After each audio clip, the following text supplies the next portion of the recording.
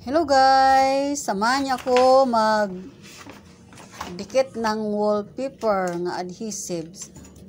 Takpan natin ang mga maitim kasi walang budget sa pinta. Kaya temporary lang muna magamit tayo ng adhesive wallpaper at magagandang mga disenyo guys.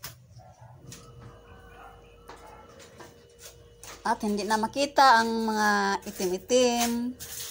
At maganda ito guys.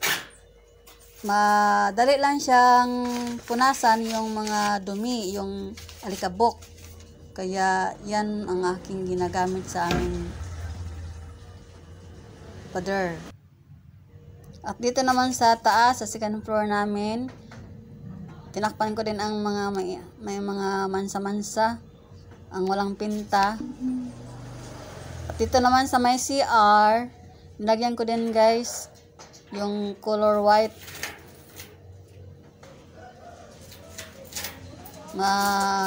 Ganda ang white na nilagay ko.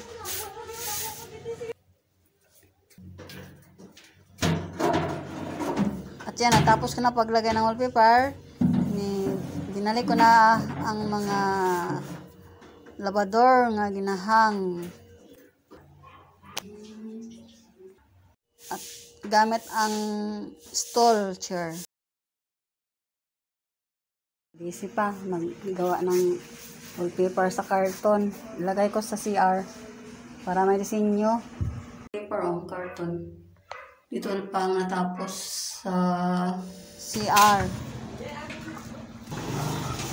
Pagkatapos ko balot ng wallpaper sa karton, nilagyan ko din ng scotch tape na malaki para kung mabasa siya, hindi siya malata at maayos lang ang pagpupunas, hindi malakta-lakta yung sa ilonggo pa.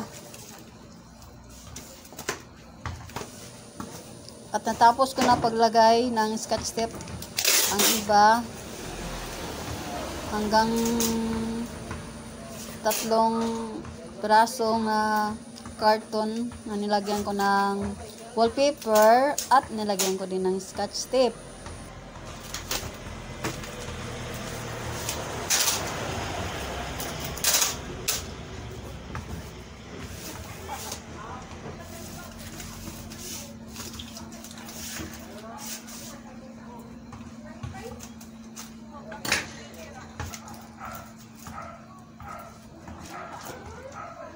Hindi siya mabasa.